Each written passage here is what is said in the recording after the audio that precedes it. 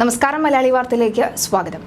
SFIയുടെ ലൈംഗിക അരാജകത്വം ഉൾപ്പെടെയുള്ള അതിക്രമങ്ങൾ വിളിച്ചു പറഞ്ഞ കാസർഗോഡ് ഗവൺമെന്റ് കോളേജ് മുൻ പ്രിൻസിപ്പൽ ഡോക്ടർ രമയ്ക്കെതിരെ വകുപ്പ് തല നടപടികൾക്കൊരുങ്ങി സർക്കാർ. മാർച്ച് 31-ന് വിരമിക്കാനിരിക്കെയാണ് SFIയുടെ സമ്മർദ്ദത്തിൽ രമയ്ക്കെതിരെ നടപടിക്കൊരുങ്ങുന്നത് എന്നാണ് റിപ്പോർട്ടുകൾ. കാസർഗോഡ് ഗവൺമെന്റ് കോളേജിൽ നടക്കുന്ന അധാർമിക പ്രവർത്തനങ്ങൾക്കെതിരെ നടപടി സ്വീകരിച്ചതുമായി ബന്ധപ്പെട്ട പ്രിൻസിപ്പൽ രമയും SFIയും തമ്മിൽ പ്രശ്നങ്ങൾ ഉണ്ടായിരുന്നു. മുൻ SFI നേതാക്കളുടെ പ്രവേശനവും വിദ്യാർത്ഥികൾക്കിടയിലെ വ്യാപകമായ ലഹരി ഉപയോഗവും തടഞ്ഞതുമായി ബന്ധപ്പെട്ടായിരുന്നു പ്രധാന തർക്കം. ഇതിനിടെ കോളേജിലെ കുടിവെള്ള പ്രശ്നവുമായി ബന്ധപ്പെട്ട പ്രിൻസിപ്പലുമായി സംഘർഷത്തിലേക്ക് നീങ്ങി. പ്രിൻസിപ്പലിനെ ഘരാവോ ചെയ്ത വിദ്യാർത്ഥികളെ പൂട്ടിയിട്ടു എന്നാരോപിച്ച് SFI ഉന്നത വിദ്യാഭ്യാസ മന്ത്രി ബിന്ദുവിന് പരാതി നൽകുകയും ചെയ്തു. ഇതോടെ മന്ത്രി ബിന്ദു ഇടപെട്ട് അന്വേഷണ നടപടികളുടെ ഭാഗമായി മഞ്ചേശ്വരം ഗവൺമെന്റ് കോളേജിലേക്ക് സ്ഥലം മാറ്റി. തുടർന്ന് ഡെപ്യൂട്ടി ഡയറക്ടറെ അന്വേഷണ ഉദ്യോഗസ്ഥരായും നിയമിച്ചു.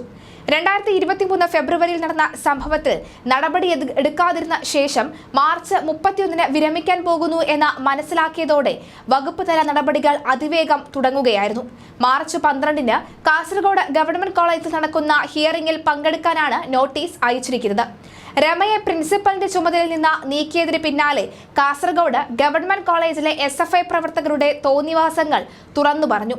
കോളേജിൽ പഠിക്കുന്നത് ഒരു വിഭാഗം ഗുണ്ടകളാണെന്നും റാഗിംഗ്, മയക്കുമരുന്ന്, ഒരു വിഭാഗം ആൺകുട്ടികളുടെയും പെൺകുട്ടികളുടെയും മോശമായ രീതിയിലുള്ള പ്രവർത്തനങ്ങൾ തുടങ്ങിയവ എല്ലാം നടക്കുന്നുണ്ടെന്നും അതിനെതിരെ ശക്തമായ നടപടികൾ എടുത്തുകൊണ്ടാണ് തനിക്കെതിരെയുള്ള നടപടിയെന്നും രമ മാധ്യമങ്ങളോട് വെട്ടിത്തുറന്ന് പറഞ്ഞിരുന്നു.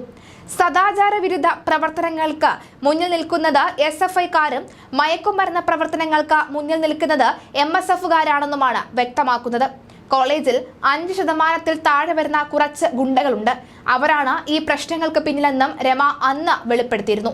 പിന്നാലെയാണ് വൈരാഗ്യ നടപടി എന്നോളം ഇത്തരം പ്രവർത്തനത്തിലേക്ക് കടക്കുന്നത് എന്നാണ് വ്യക്തമാകുന്നത്.